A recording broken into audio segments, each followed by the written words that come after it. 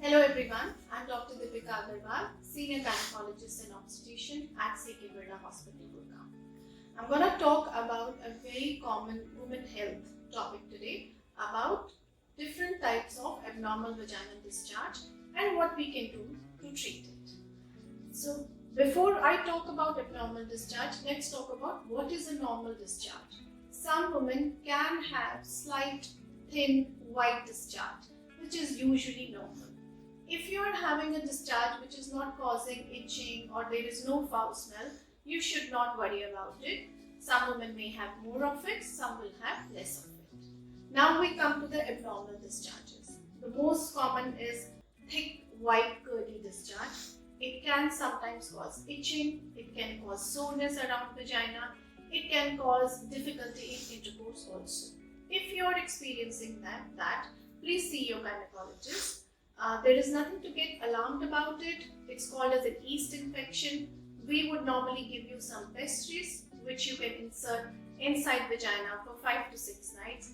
Sometimes, depending on the gravity of discharge, we may want to give you some tablets also, which can vary. We can give you for 3 nights or 5 days.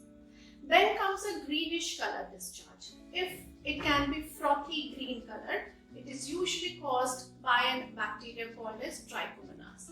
Again, it is something treatable, nothing to worry about it. Just see your gynecologist and we'll give you simple medications to treat it. Sometimes we can experience a brownish bloody discharge. Now that could be either we are having irregular periods, it may be because of spotting, or it may be a little bit more alarming. You should see your gynae.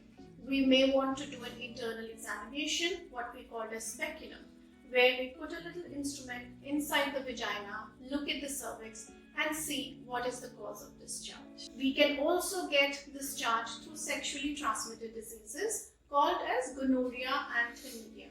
These are the infections which are caused by intercourse, and the discharge can either be purulent yellow color or green color. Sometimes it might go unnoticed when we don't get discharge, and the only symptom may be painful intercourse. Sometimes if the discharge or the infection is acute, we may get pelvic pain, fever, purulent discharge. You should always see your gynecologist. There are treatments for this and it needs to be treated straight away. What I do want you to know is, please don't get worried if you are getting discharge. Only if it is causing symptoms, as we discussed, you must see gynecologist. Another important thing is, once you have been treated, your symptoms might get better, but sometimes they may still be discharge in the vagina. So a follow-up is usually advisable so that we can do an internal examination and we can make sure that there is no leftover discharge. Occasionally, I see patients, they feel that it is coming back again and again. What I do tell them is that it is not because it's recurring, it's perhaps it never got cleared, and some patients will need more of treatment than just one course of antibiotics.